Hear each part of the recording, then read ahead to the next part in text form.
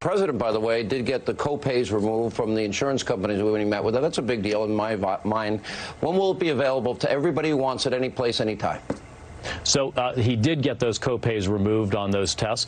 It's getting better and better every day. We're getting the private sector involved, and that's going to make it a more seamless experience. We're already seeing in Washington, Colorado, and Minnesota, and now in New Rochelle, New York, drive-through sampling so that you can get sampled, the test will get sent away, and you'll get those results. So we're making it a more seamless experience each and every day.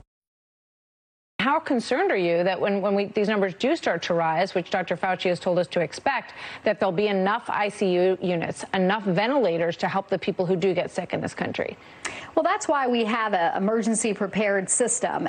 You know, we're used to dealing with disasters. If we look at some of the disasters that have happened around hurricanes in Puerto Rico and Florida, there is a system in place to make sure that folks that are on the front lines have the equipment and the supplies that they need. So are you saying that we do have enough? One of the things that we're doing at CMS is to have rapid dialogue with healthcare providers. I understand the other thing that we've really focused on can I just ask you one more time? Will there be enough? Sure that people understand, hey, before you go into your doctor's office, you can call your doctor on the phone and have a discussion with them, and they can tell you whether you need to come in or not. And that's really important because we don't want to have people have to travel unnecessarily if they're not feeling well. I want to ask you one more time. Are there going to be people in this country who don't get a ventilator if they need one? Are you concerned that the actual physical equipment that is needed to serve the people who will get sick is out there? Can you reassure everyone tonight that there is not a shortage of ventilators or ICU units? And that's why the president has taken such a bold and decisive action, right? We're not waiting for this to get worse. We're not waiting for this to be a crisis in our healthcare systems. And that's why the mitigation strategies that he announced last night, limiting travel from Europe, not allowing that. You know, we've given travel advisories on cruise ships. That's why we're taking all of this action, because we don't want to put stress on the healthcare system.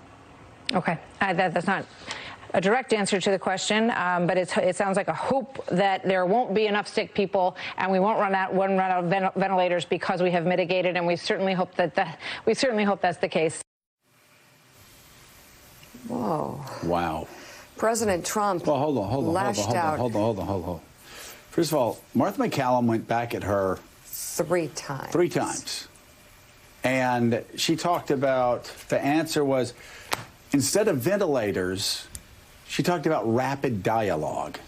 We're going to have rapid dialogue. Nobody knows. And Willie, the head of HHS was asked a very direct question. Sean Hannity asked a question that, following up what the president said, if you want a test, you can get a test. So Sean Hannity asked a question. I think the most important question, actually, that Americans want to know right now. If I want to test for my parents, if I want to test for my grandparents, if I want to test for my child, for my boy or girl that have an underlying health condition, can I get it?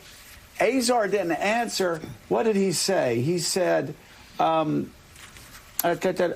going to try to make it, quote, a more seamless experience. This is why the markets are freaking out. This is why the markets have lost the majority of what they gained under Donald Trump as president. These questions have to be answered on ventilators, on hospital beds. The CDC, Willie, reporting in the New York Times, said up to 21 million people in America could be hospitalized because of this pandemic. 21 million people. We have 925,000 hospital beds in this country. That means over 20 million Americans could be without hospital beds. We need answers, and none of the president's men or women are giving answers, not to quote fake media, but to hosts on Fox News. To Sean Hannity, of all people. To Sean Hannity. He's asking a good question there, and he didn't get an answer. The reason you see tap dancing from White House officials and people working on this around Donald Trump is there is no good answer. The answer to the question is, if someone's sick, can they get a test, is a resounding no right now. Absolutely not. You cannot get a test if you don't feel well. Right. In fact, people are being told, go home and isolate yourself. That's the best we can do right now. Like I said before, I have a friend. Isolate. Okay. I have a friend who went in, couldn't get the test. They said, "Go home. Yeah. Just go home." But Willie, so here's the thing. All right, everybody screws up. Everybody makes mistakes. Every president makes mistakes. Every administration is asleep at the switch from time to time. All right. So okay, you screwed up. We get it. Even Sean Hannity said last night the White House screwed up on testing. Okay, great. So what are you doing now to assure Americans, to make sure that we can actually see who's sick, so the mathematicians, like they're doing in Italy, can actually game this out to figure out how to stop 21 million Americans from being hospitalized with a pandemic and to make things better? What are they doing now? We're getting no answers from the people in charge. And did you notice a tick in the official who was talking to Martha MacCallum when Martha asked for the third and fourth time for a direct answer about ventilators and physical equipment? She said, well, the president has taken bold action, like the travel ban yesterday. They reflexively go to, I better praise the President of the United States because that's my first job here, and make people think everything's okay. When that is the initiative you're sent out there with, to protect the president and create the appearance that things are fine, that is not what you want in crisis management. And Joe, take a guess. You know, they're talking, Mike. That answer, Mike was from last week, by the way. Oh, my Somebody should tell her that even the President of the United States is now admitting this is a pandemic and we need to move forward. That's not an answer anymore, even inside of the White House. But take a guess as to why they all have basically the same answer as Seema Varan just had, repeatedly ducking the question 3 times from Martha MacCallum.